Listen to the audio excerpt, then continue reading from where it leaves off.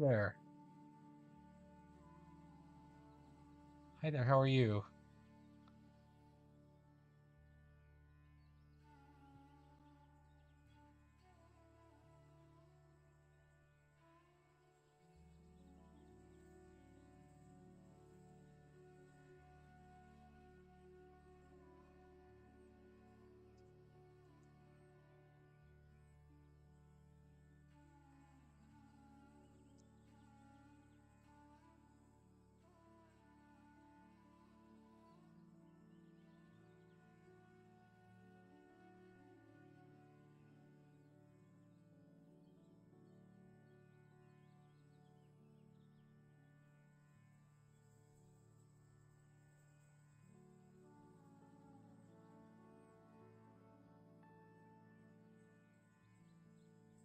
I think my sound is on. I'm not 100% sure. Like, I have this, I don't know if it's working. I wonder if it's working. Desktop audio, audio capture. I'm not 100% if it's working. If I turn myself up, let's see if I turn myself up like this. Can you hear me now?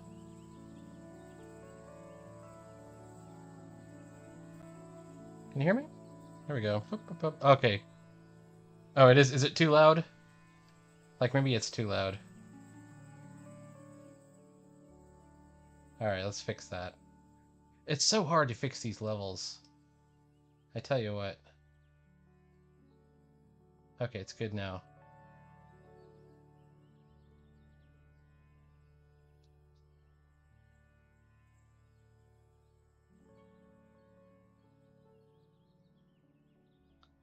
I've been taking this inking class, and I turn in all my assignments. I think the last class is Wednesday,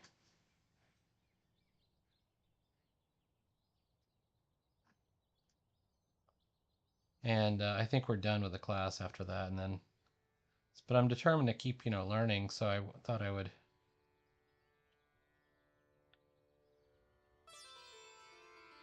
Yeah, just started. I just finished. I just penciled this. I don't know if you can see it.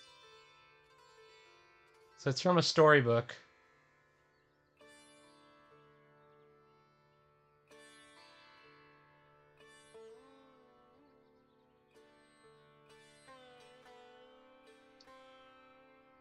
And it's this lady and a tiger. Oh, thank you so much.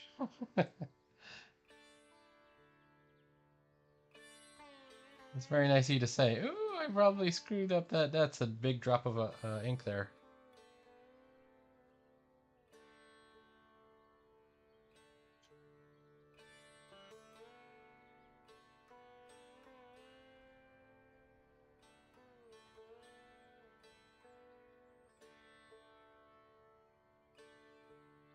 I'm determined to figure out this Maru nib, which I have struggled with throughout the class. It's the thin one. I have this one too, but this is the one I'm no good at.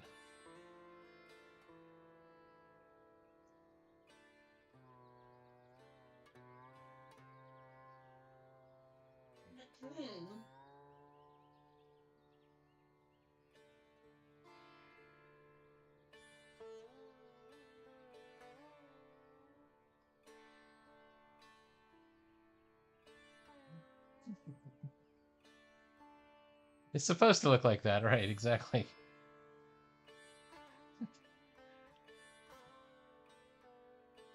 I make that statement a lot, actually. Ah.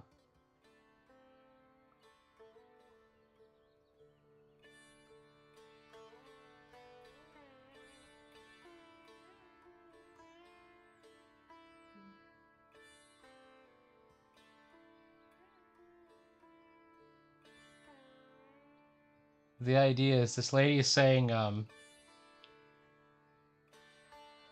she says, Tiger, thou king of all the jungle, come tell me if thou hast seen my love, or let me be thy prey and end my wretchedness.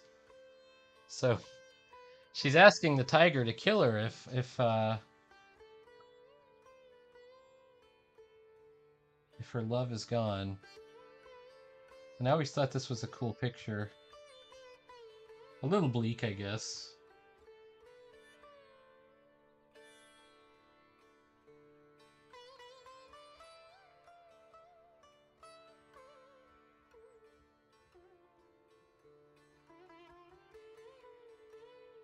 I'm not gonna tackle the tiger probably just yet. I've maybe a while.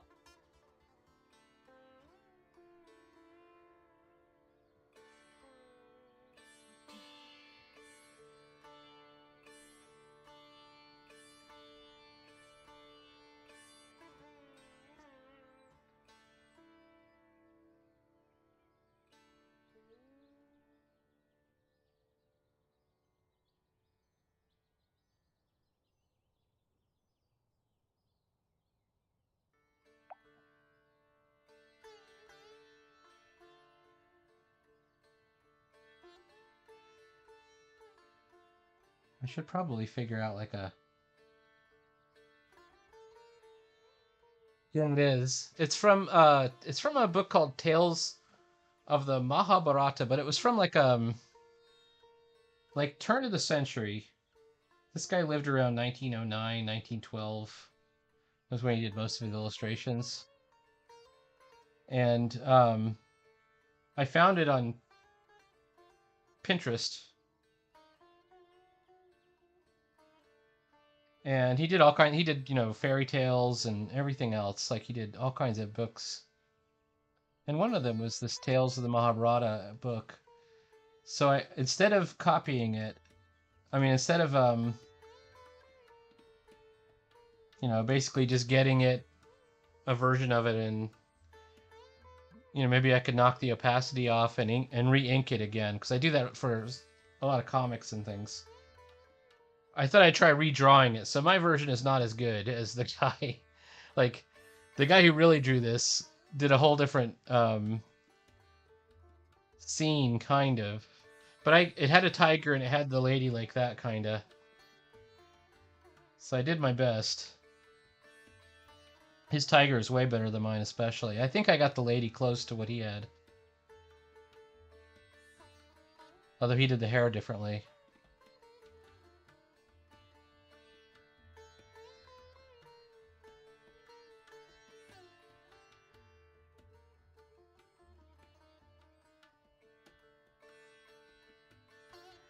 Well, thank you very much. I can't guarantee you it'll look good when it's done. You know how it is, though. It's one of those things you're like, okay, well, I'm in unfamiliar territory. There's a lot of, you know, blank paper to cover here. And at the end of it, we're going to erase everything, right? So the only thing left is going to be the ink.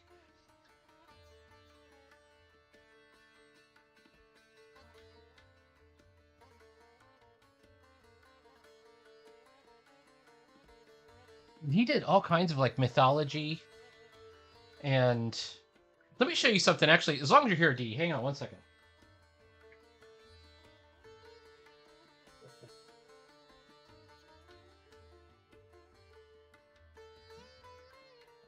Okay.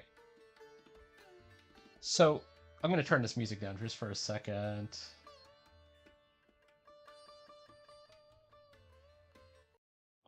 Okay, so really got into like these storybook illustrations, and I found, and you probably the fairy books, like there's the red fairy book and um the blue fairy book. The blue fairy book's the first one, and yeah, Henry J. Ford, right? So this guy, look at these illustrations, like they're so awesome, and they're all through it, right? So I found it's like this style, and so George C. Pape is not in this. This is Henry Ford, but like I found a lot of and it's illustrated throughout. You have to be careful because this is a public domain book, so other people have put out versions of it. You need one that says complete and unabridged, so it has the illustrations illustrated, because the original illustrations are amazing. Like look at that one. This looks like Hermes or an angel or something. And then and they're all through it. Now the blue one I have, I thought I'd start at the beginning, so I got the Blue Fairy book too. And unfortunately, it doesn't have the illustrations, but it has paintings in it. So hang on, I'll show you the blue one real quick. Yeah, the blue one is super neat. Um, but if I were just getting it for the illustrations, I would not get the Blue Fairy book. I would start with, I think the second one is red, which is that's the one with Little Red Riding Hood and um the ones that everyone knows, Little Red Riding Hood, etc. I always like the weird fairy tales, like the ones like that get a little bit obscure. But it's got like Beauty and the Beast and Pinocchio and I don't know, no, maybe it might not have Pinocchio. Pinocchio is much later. But so cool, yeah. Well, don't let it enable you or anything like that. But if you do see one like in a old bookstore or something like that, see if it's got the illustrations because they're wild. Um,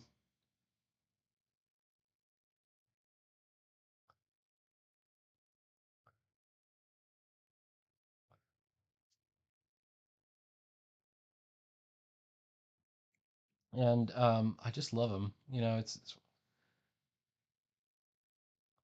I think if I wasn't doing, specifically trying to focus on getting better at comics, I would probably get really interested. Well, I am interested in doing these storybook illustrations. Another, kind of lost art that nobody wants anymore. Everything now for kids' books are done with a sort of a graphic design kind of style, you know, with pretty simple shapes. But boy, there was an era, there was a golden age at the in the 1900s where they were knocking out pen and ink illustrations like no tomorrow. And like I said, I stumbled on it because I was looking for other pen and ink stuff to ink, which is it's funny how that works out. Like you get interested in one thing and then you find so many other things. And I know I can't ever be a great painter, or I don't think I can be a great painter, but I think I might be um, able to do pen and ink, because it's less color. And I've always liked Gustave Doré too, Dore, but he did this guy Pape. He did paintings too. There's these paintings of yeah, very cool illustrations. Yeah,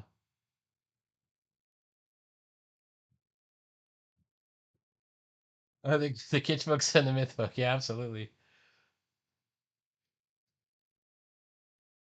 I love those. There's another one I'm hesitant to show you that you might think is pretty good too. What is the guy's name? He's a Swedish illustrator. I'll have to find him. But they're also pretty interesting. And it's all like trolls and princesses and sleeping kings and oh, it's all cool stuff that I love.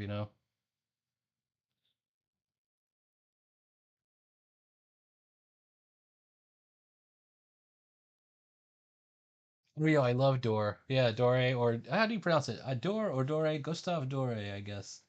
Yeah, I like his biblical stuff. Like when he gets really biblical with the he did like the Milton Paradise Lost with, you see the devil, right?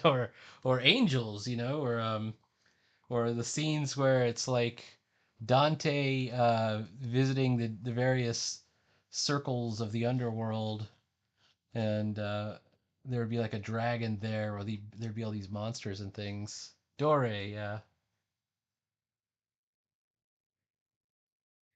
Those are super interesting to me.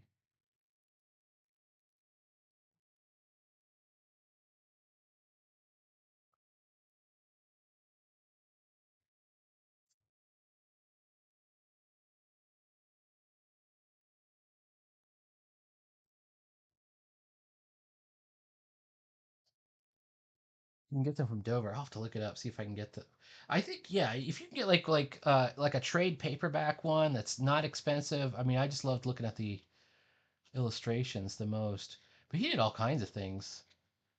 He didn't just do Paradise Lost, right? He did, or in the Bible, he did all kinds of things. Sometimes I would try like in my sketchbook, I would find like just a piece, just a like there's one called The Glory of Heaven or something like that, and it's all these angels circling around and kind of circling in on something, and I just kind of zoomed in on like a 3-inch square area and trying to do that. Yeah, I would totally get a trade paperback of something like that. That would be right up my alley. I gotta say, I must say, like Martin Short would say.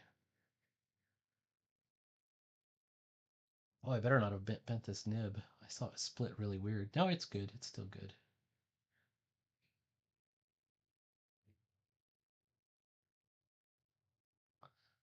I want to draw this tree as if it were twisting, kind of like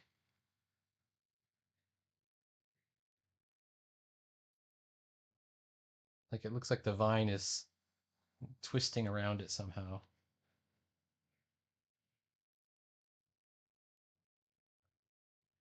And then the tiger is in front of it. Since I made that big black blob, I'm thinking the light is going to be here, and then the darkness, the shadow would be on that side.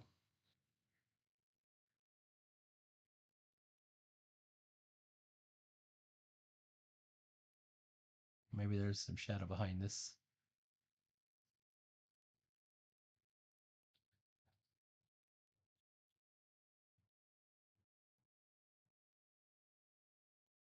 I know that I could just easily do this with a pen, and I'm doing my best to resist the urge, the temptation.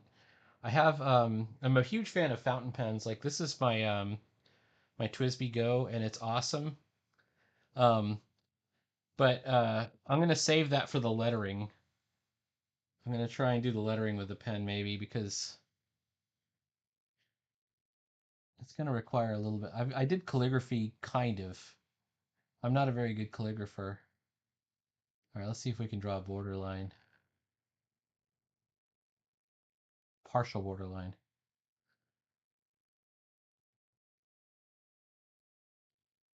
You gotta like hold your breath and not laugh or talk like I'm doing.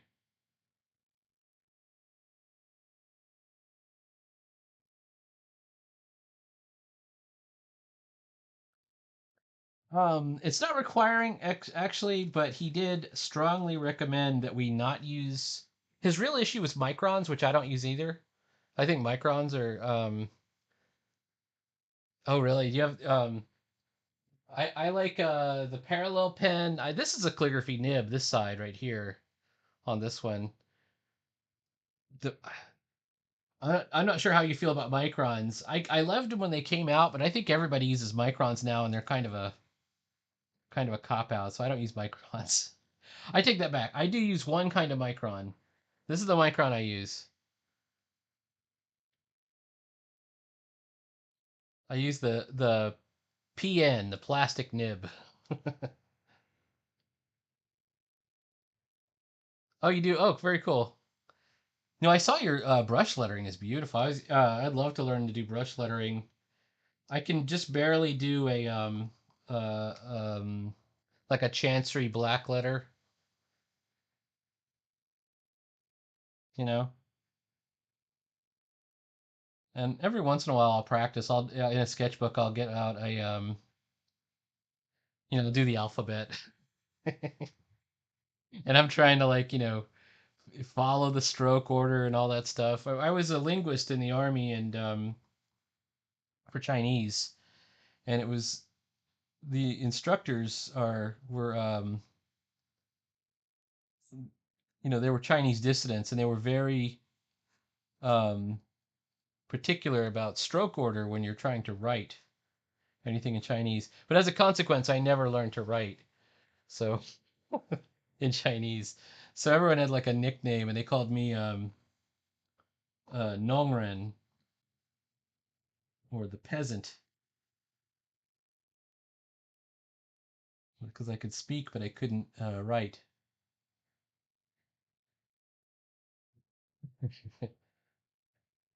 Yeah, black letter is my favorite too. I like Chancery black letter or black letter. You know, anything where you've got those where you're doing the kind of like the thick downstroke where you kind of do like a little twist enough to get the thickness in. Um, I quite like that. And then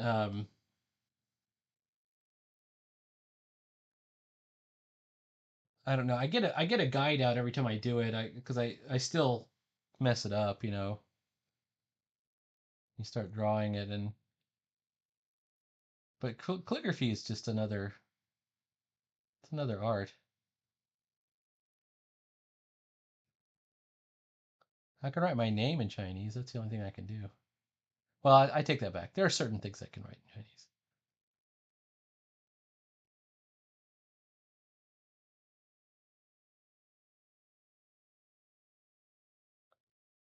I barely speak it anymore. I'm taking Spanish on Duolingo now, which is very fun.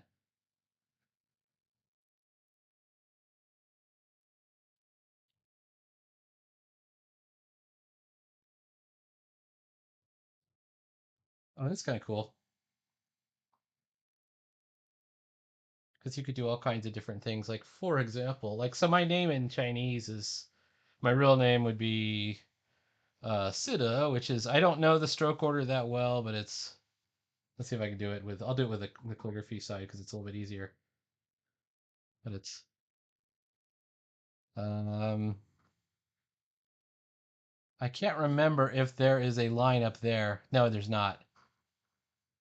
And then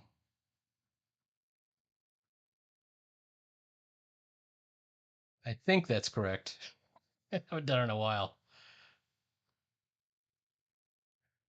But that's a heart radical. This is a heart radical. This is a heart radical. That's a field radical. I can't remember. This part is like I can't remember what it is. I think that's an I radical. But it's Suda. Um, does for Texas. They call Texas Dojo, right? And then Suz, my last name started with an S. When I started, that was Bida, and it was a different B, and I can't remember the B at all. But later on, they said, "Oh, you," because Peter, right? This is Peter, Bida. But then they said, "Okay, you're yeah." They said, you've graduated. You're not just a fake English name in Chinese. We're gonna give you a real Chinese name," and it was Sida. Actually, it was. They gave me another this name. It was Sai Bida, and I can't remember what the Sai was at all. Another thing. Anyway. All right. I've switched nibs, or is that gonna affect me? I got a splash of ink on myself from flicking the pen accidentally. All right, we're gonna give it another shot.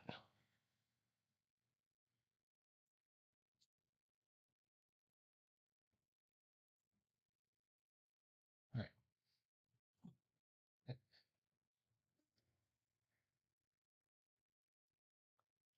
Yeah, my fake Chinese name.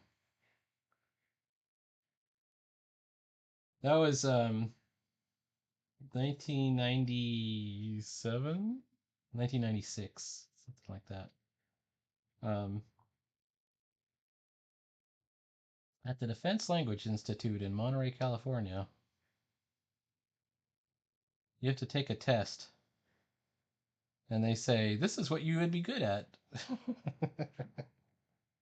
I'm like, I failed out of Spanish because I couldn't get up early enough to go to the class, you know, in college. But and now of course, you know, the irony is I'm taking Spanish on my own now. Thinking, oh, I'm gonna really get a lot of use out of this. Yeah, I know. I'm definitely going to It's gonna get in there, and it's got it all over. But I'm clean, so so far I'm good. I notice a lot of people are very smart and put something down. Um,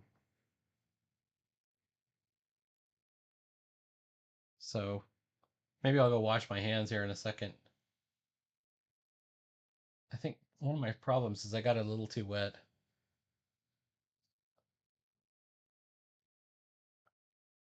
I love languages. Um, when I was in college, like I said, I couldn't get up early enough to go to Spanish, but my advisor was a linguist, like a professor of linguistics attached to the English department, and his name was Dr. Foster. And he goes, "Okay, well, you're failing out of Spanish because you can't get up early enough, so maybe you're not good at languages." That was the thinking at the time. Um, oh yeah, yeah. 안녕하세요. 감사합니다. I know a little bit of Korean, not much. Everybody learns a little bit of Korean in the army, just because of the territory. Um, anyways, he said, "Okay, here's what you need to do," because he was my advisor. He goes, "I want you to enroll in the classics department." Classics was associated with the School of Languages at Texas Tech, and it was comparative mythology, which is cool. And then it was oh, cool, retired army. I didn't quite retire, but I'm still working for the DoD. I did 6 years. I did 6 years, got out, came right back as a civilian. So doing a similar job.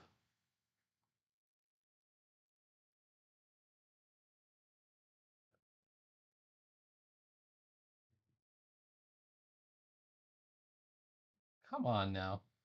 See, this is why I get so frustrated with this nib, and it might be, and I know it's gonna just drop a big dollop of ink or something.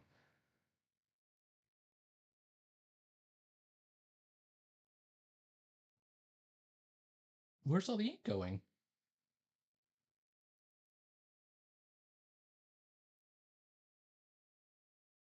This is why people stop doing stuff with pen and ink. All right, here we go. We're gonna clean it all up. So you did the whole 20.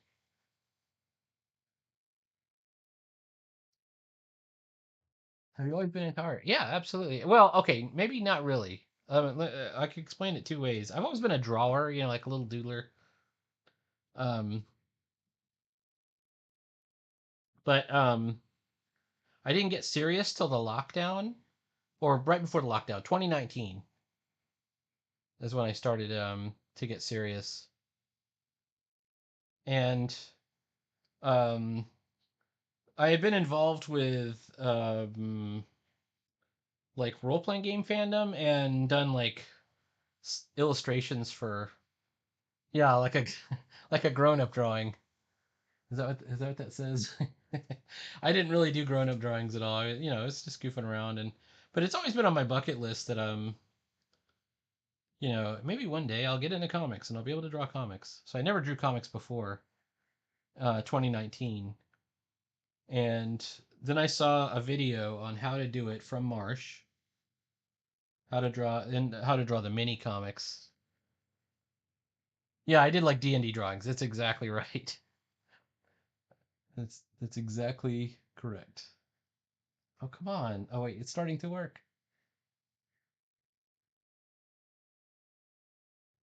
So, um, I'll give you an example. So, let's see if it might even be at hand, a hand's distance away. I'm looking for it. Okay. Okay, so this is Tunnels and Trolls. This is the latest version. And if you look at the credits, you can see interior illustrations, and there's my name in there.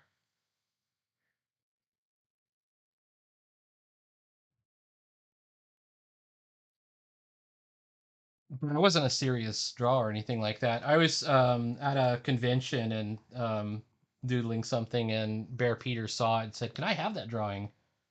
And I said, "Yes." Because what else do you say when somebody says something that nice? They go, "Oh, yeah, absolutely, you can have it."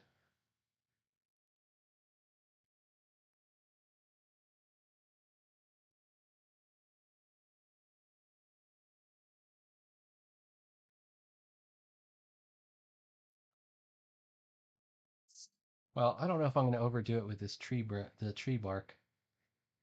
I might want to chill on the tree bark.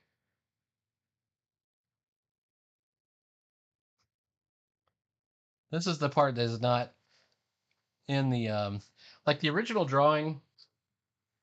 It has a lot of um there's like a mountain and there's like a lot of black on the sides and some stuff that it looked very composited. So I thought I would do my own version of it with this tree, but it's the same kind of tree that I often draw. All right, so what do I need to do next? I'm so afraid of doing the figures first, so I'm going to draw some of this shoreline looking stuff.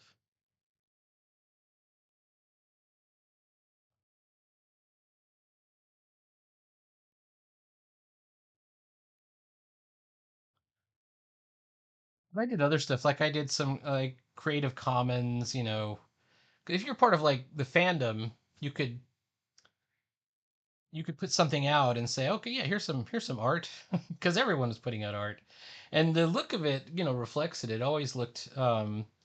That was my favorite thing about the role playing game fandom D&D art was it always looked very amateur. At least the early stuff did.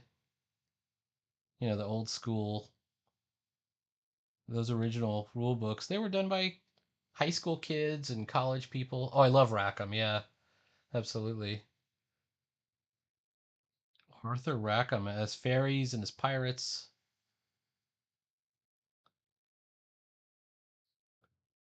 We had a Rackham when I was at Texas Tech. We had a Rackham traveling exhibit. There was a bunch of like somebody had collected a bunch of it, and it was all the good stuff. It was all like the pirates and the uh, there was some Arabian Nights, you know, paintings that he'd done that were super cool. I need to go back to the other nib because this one is very uniform. It's not as expressive as the other nib, but the other nib has given me trouble. So I might have to switch it out even. That might be a thing.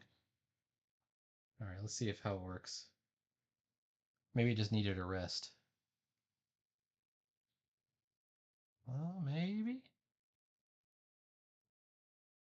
Come on, man. You got this.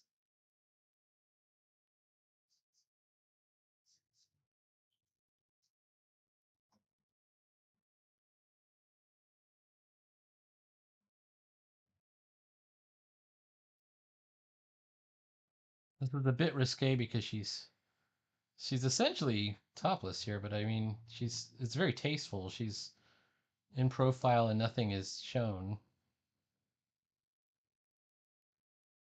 I hope I don't get critiqued too hard for that.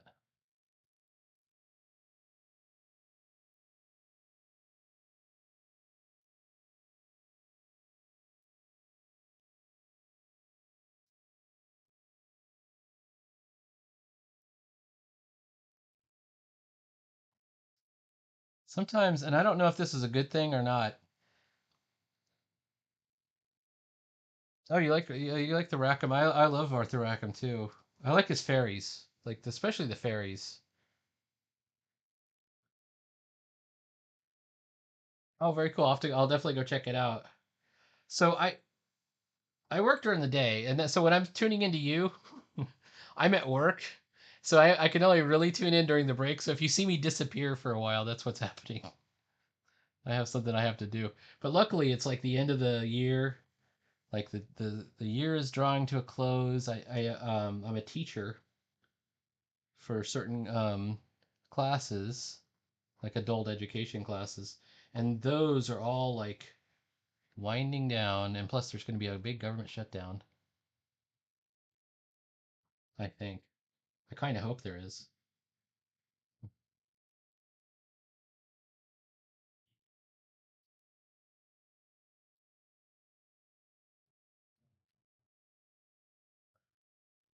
Oh, my nib is looking scratchier and scratchier. Maybe I need to like lay off on the pressure, like it's too much pressure. Usually the problem is not enough pressure with this nib, but maybe it's the opposite right now.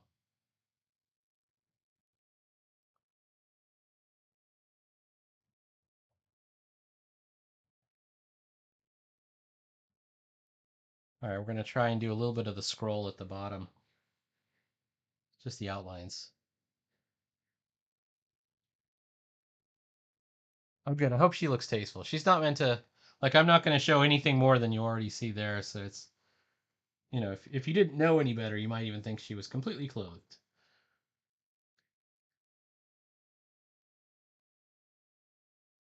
Come on, it's just, oh, so frustrating. All right, let's,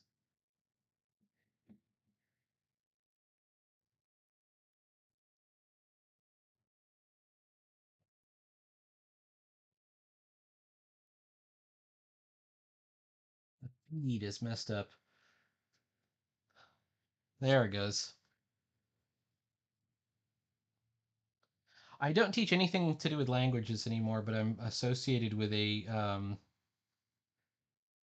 so it's a school, and each school has specialty topics, and my sub school of the school is a language school, but I don't actually teach language of anything. What I teach is research.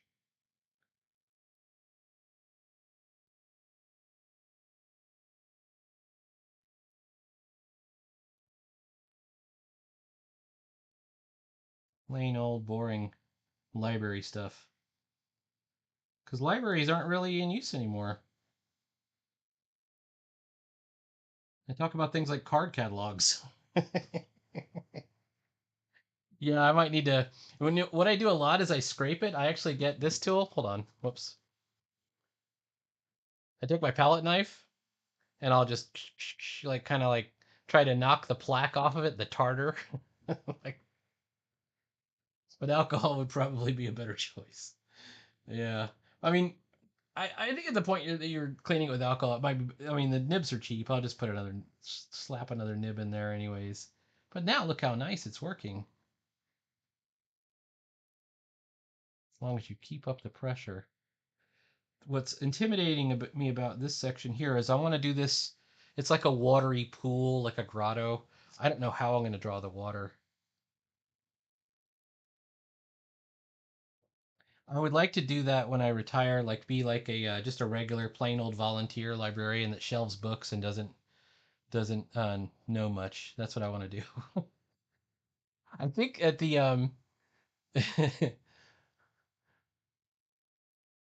no, absolutely, yeah. It's funny. Um, like where my mom lives now, there is a library, like a public library. She lives in a rural area, but they accept volunteers. They don't pay, and then I might end up going there. I think that might be fun. If it is fun. If it's not fun, I wouldn't do it, I guess. But if it is fun, I would do it. I think that would be a good retirement plan. It's either that or get a hot dog stand. What do you think? It's one of those jobs would be a lot of fun.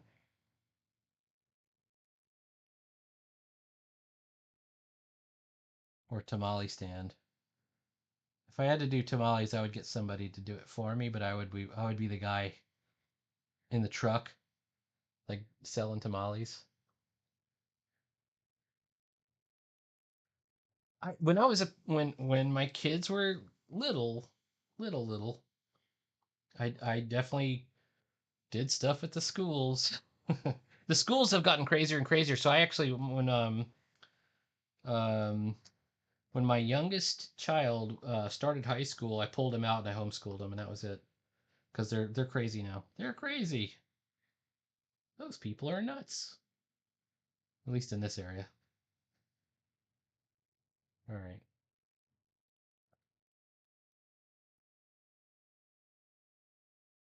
But I noticed there's a lot of teachers.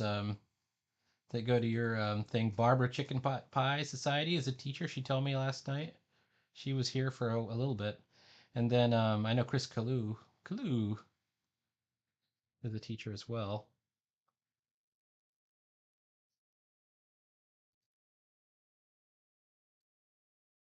So now I'm going to put my hand in it. it's, it's going to ruin everything.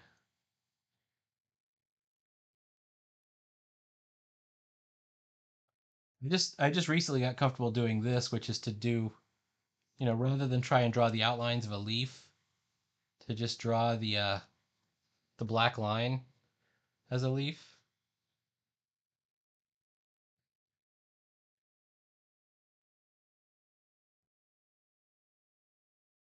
I was never comfortable doing that before, but now I'm a little bit better at it.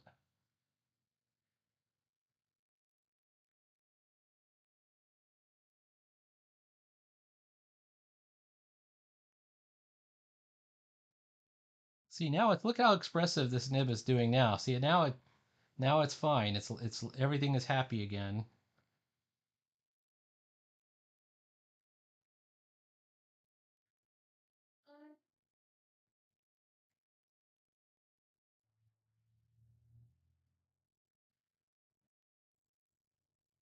My girlfriend's sick in the other room. She's coughing.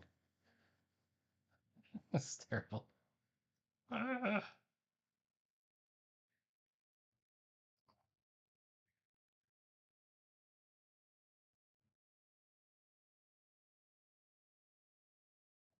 Yeah, now it's behaving.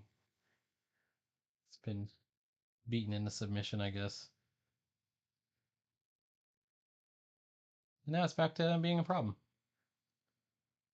Possibly some of it's because I'm at the very end of this ink bottle, so I have to tilt it to get to get it into the ink. So now it's good again.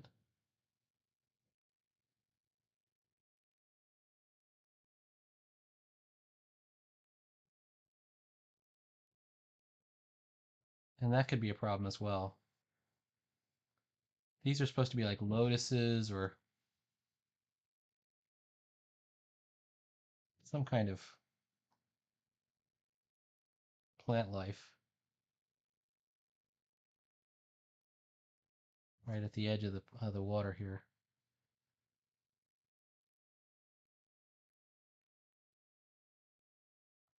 Sometimes maybe the secret is instead of holding it,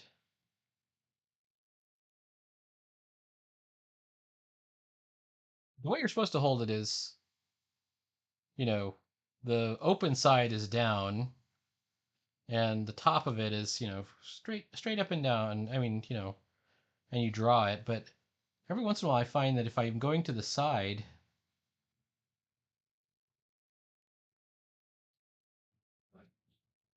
it seems to be okay. I'm having problems again.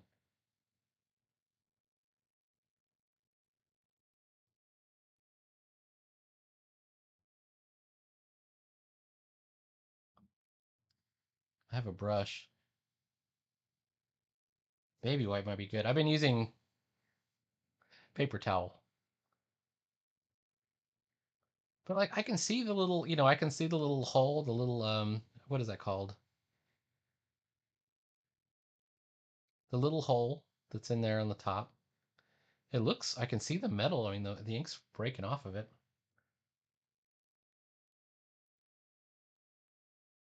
Oof.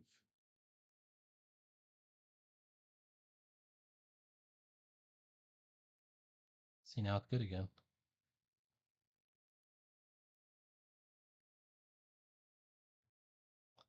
Oh, but I am getting close to my stop time. It's after 9.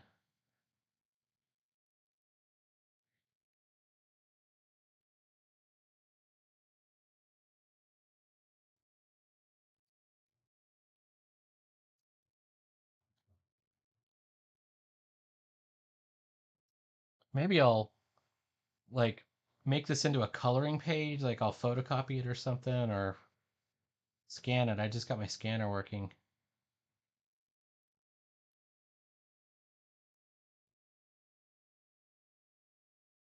And if I leave lots of big, open space on it, it could be a coloring page. Baby wipes are better.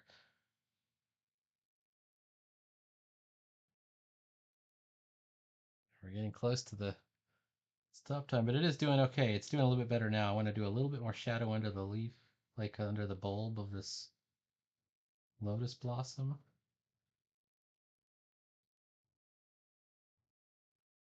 And then this is like I think it's like, I have to probably look at some plant references. I think it's got like kind of a lily pad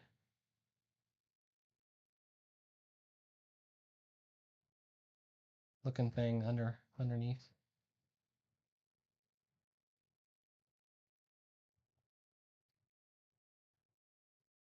I like these flowers that are coming up. Okay, let's see. There should be almost like a tangle of reeds up here. I can almost do the this border at this point.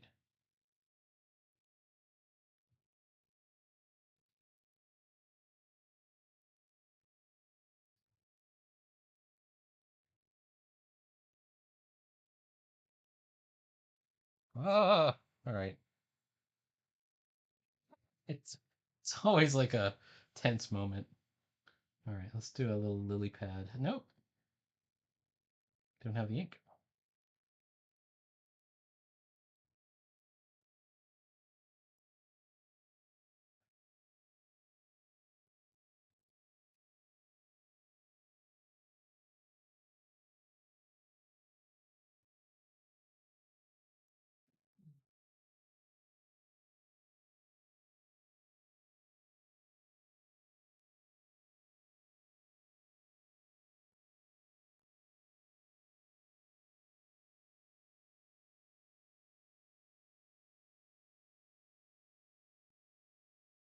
The real power of this Maru nib, or the Hunt 102 nib, or whatever it's called, is that you can get these really thin lines. Like, I'm doing kind of thicker outlines because I feel like, once I get those in, I can go in and texture with thin lines.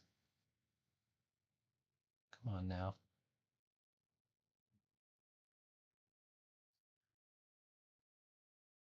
As I said, I'm intimidated by doing the water.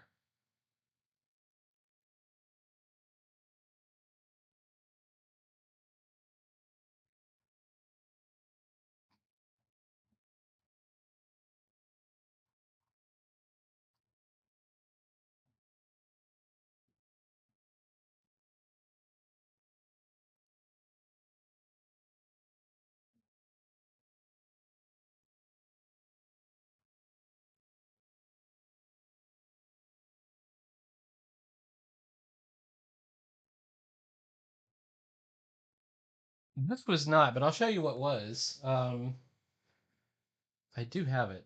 Where did it go? This is not a final. I've actually already done, I finished the final. But I will show you the final. Hang on, if I can find it. What did I do with it? Oh, here we go.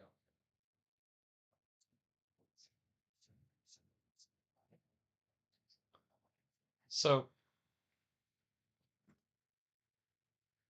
this being comic book school, of course, the final was this crazy Adam Kubert Flash thing. This was really tough, and he said, "I don't think you'll." This he said, "You won't finish this before the end of class." And I finished it. And I finished not only that, I did another thing, not this one, although that's another thing I did. That was last assignment. Um, I did this one, and this didn't come out great. Like the face is pretty bad, but the horse I think came out okay. I love drawing horses. Um, yeah, you can see the streaks in it. I didn't do a great job smoothing those out. I did it with a brush, but I could probably smooth that out digitally pretty well. So getting through all that, I thought this will be just for fun.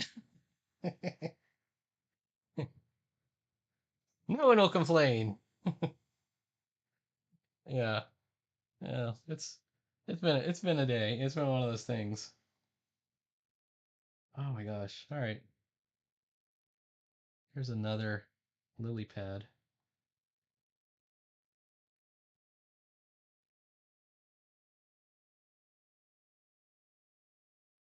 This one's an open lily pad, like a big flower.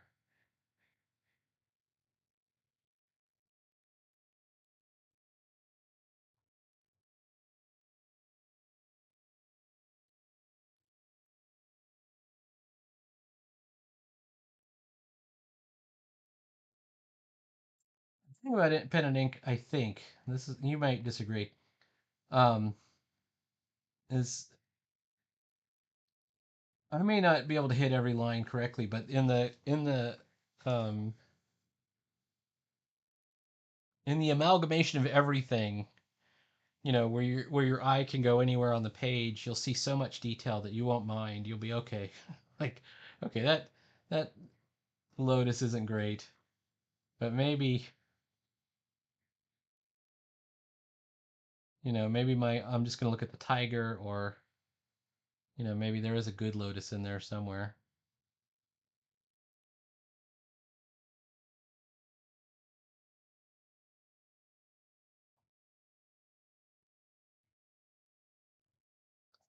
I'm gonna avoid the oh, here, I lost out of the ink again.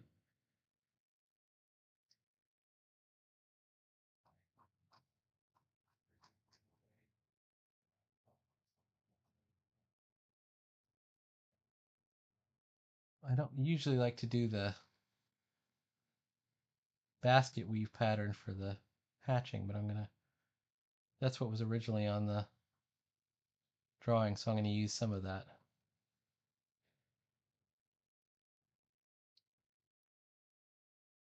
Thank you very much. Yeah, that's yeah. I only got serious then, and then of course we had the lockdown, and just before the lockdown, when did the lockdown start? March.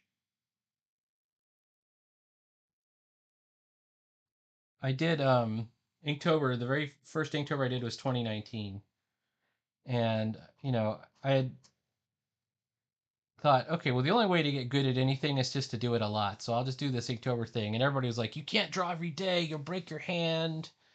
You're gonna get muscle cramps. You're gonna ruin your health. All these things. So I got like the little tiny sketchbook for Inktober, and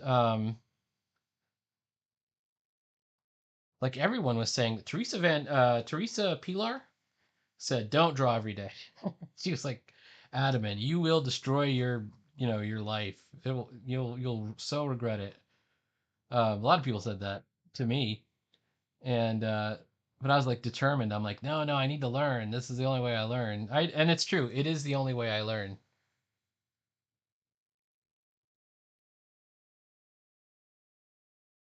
Oh, you didn't even have a real lockdown in Georgia? You lucky.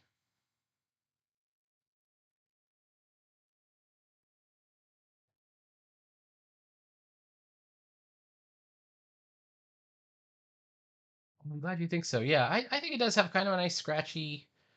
I'm hoping to get that illustrator look, that book illustrator look, like I showed you in the Green Fairy book. Like there's something about the way these. I'm gonna get ink all over it. I hope not. Um, something about the way they do their hatching and their textures. Um, and even the kind of the classic illustration. A cool look. That is just a cool look. There's a comic book look, but there's also that. Yeah, we had big lockdown in Maryland, but um, I really enjoyed the lockdown. I know a lot of people didn't, but because I was drawing every day, that was fun. And I had the idea. It's not a new idea by any means, but I had the idea to start doing comics, even though we weren't very good. We're all new,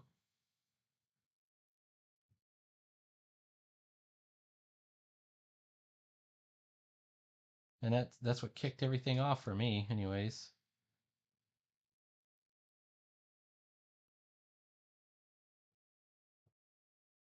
I gotta figure out what to do for the water. I might do the water with a brush or something to give it a little bit of a smoother look.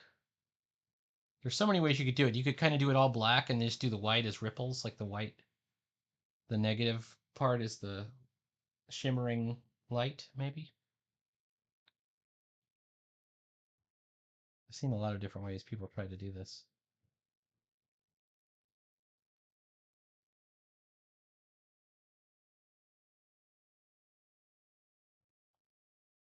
Oh yeah, absolutely. So for me it was like work. I was getting up and I was drawing every single day. It was- so it was and a crazy amount of drawing. It was really nuts. And I wasn't very good either. That was the other thing. I mean, I look back on it now and I still have all the drawings. And there were some things that are okay, but I still have it all. I bought a I bought an iPad. I just added it to my Verizon bill because they had it where you could, add a new device to your cell phone plan. So I did because I didn't have the money for it at the time. And I didn't know if I was ever going to use it, but I'd seen this guy named BJ Dell, and he's like, "This is the latest thing." The iPad Pro with Procreate. So I was like, okay, that's what I need. I need that thing right there because one of the things I'm terrible about or terrible at is scanning. I can't really do it. I have a scanner. I scanned the two big giant things, but I had to stitch them because they're too big for the scanner. But the the iPad turned out to be the missing link, that enabled us to kind of make things for production, printing. I mean, I printed academic stuff and I printed for role playing games before then.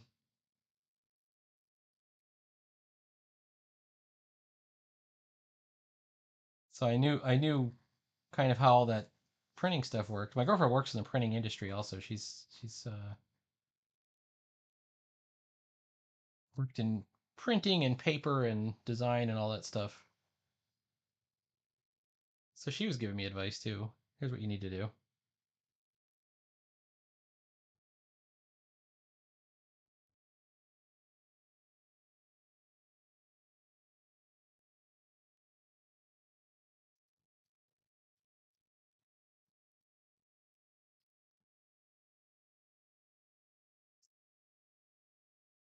No, I'm kind of looking at the bottom here and just seeing, did I capture it? Maybe not.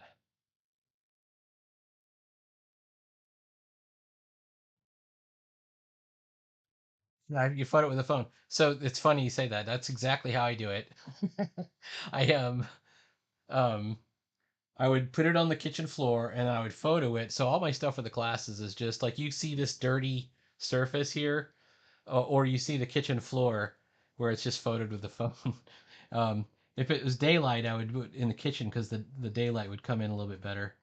The lighting was better. But otherwise, if it wasn't daylight and I still needed to get it done there, everyone else had these like pristine scans. Like you couldn't see the pencil marks or anything like that, or they and I know some people would Photoshop their mistakes out in the class.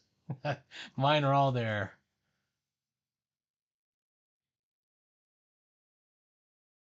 But that's having a mistake is not the worst thing in the world.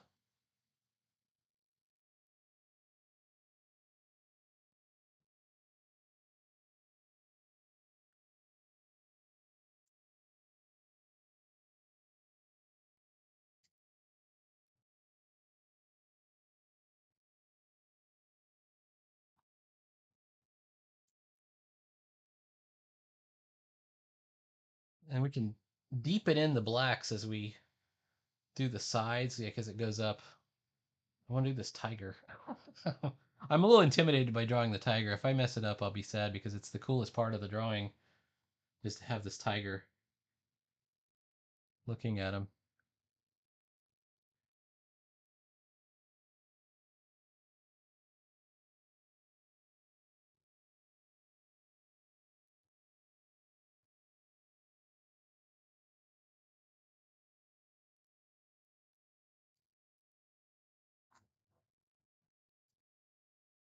one might be it for that.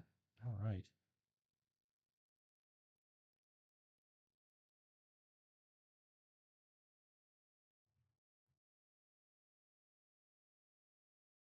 Make a copy in case, yeah.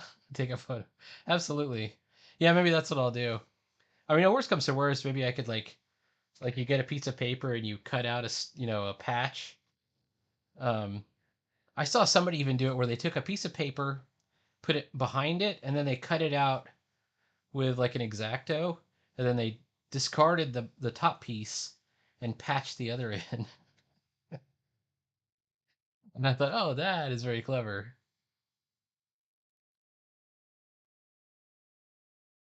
Yeah, take a photo before starting the tiger. Yep, that's a good idea.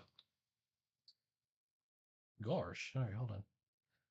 Okay, so there's a little bit of like this hatching, this basket weave pattern down here on the shoreline. Here, I'm not holding it at the right angle.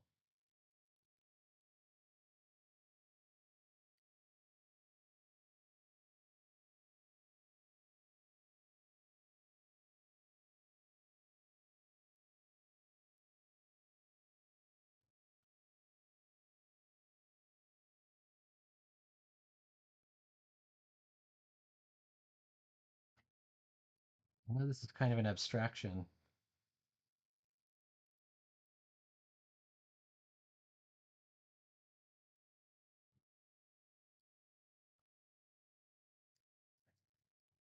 Well, maybe.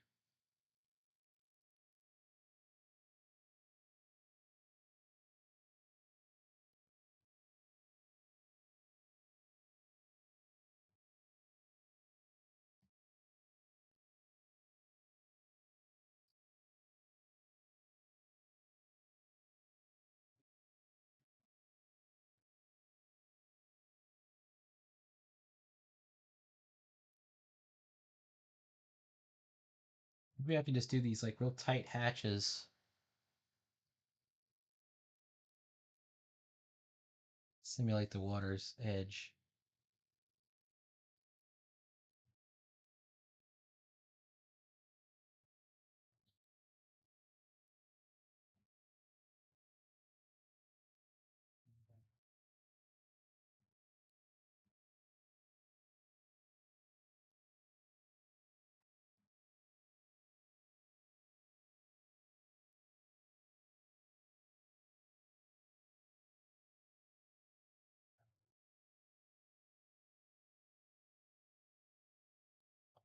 As long as I keep the lines thin, so it doesn't seem like an outline.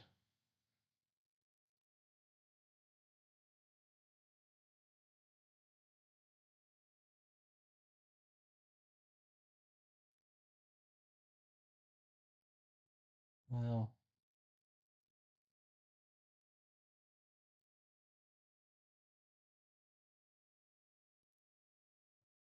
that's always a problem. Yeah, you gotta really. I want to make sure that it looks nice and dark, and then you can do like I call these the equal signs. It's a little like a little pockmark like looking thing that'll signify that's grass, right? And then stone might be a dot or something.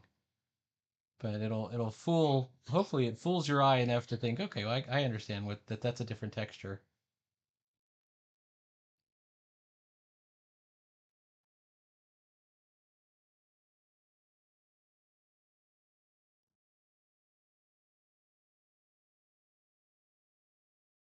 This is where my nib was really giving me problems.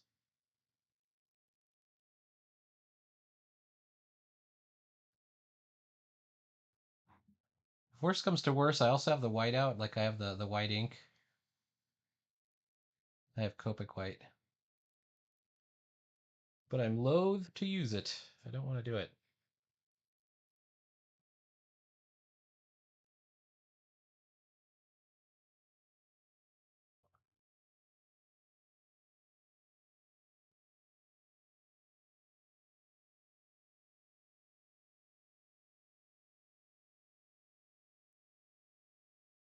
I want to do plenty of these flowers, these sort of, I don't know what kind of flowers these are,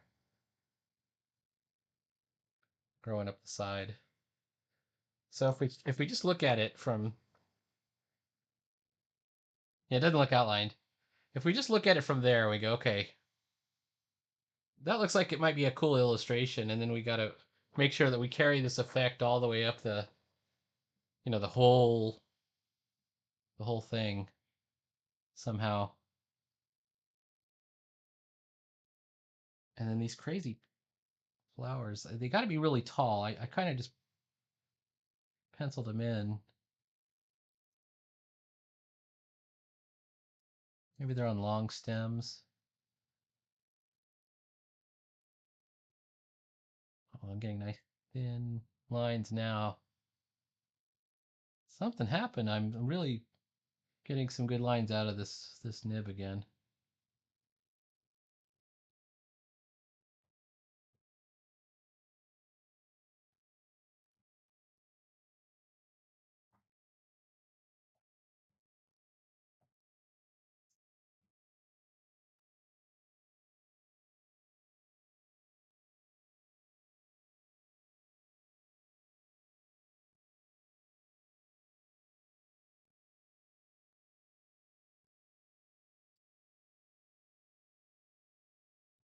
And then I'm just gonna have like these like this tree has this type of leaves. Then I had these sort of spidery looking weeds or something. It's like a little thing that hangs off of another tree.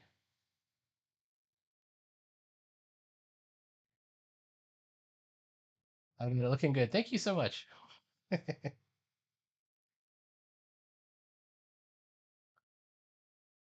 Well, I'm going to be shutting down here in a second. Thanks so much for hanging out, though. I really appreciate that. Um, and we'll probably. Oh no, it's doing it again. We'll probably leave this up. This will take me a couple of nights to do, obviously. Hanging moss, yeah, yeah. But I thought of them as like the isn't there like a creeper that you can get that'll like in Savannah, like kudzu, right, or something like that. It's some kind of tropical or subtropical plant that will hang off of something else. I like sphagnum moss too, the Spanish moss that will just kind of drip off the branches. I think that's real pretty too. Oh, come on. All right, we're getting frustrated. We may have to just chunk this. No, now he's behaving. He's behaving again.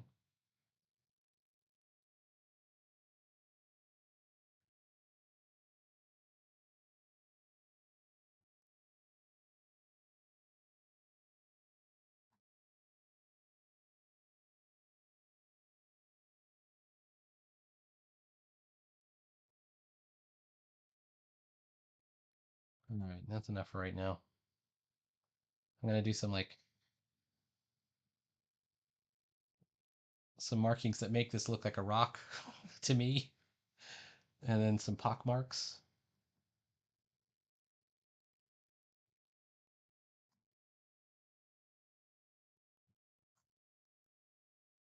That was still got some problems.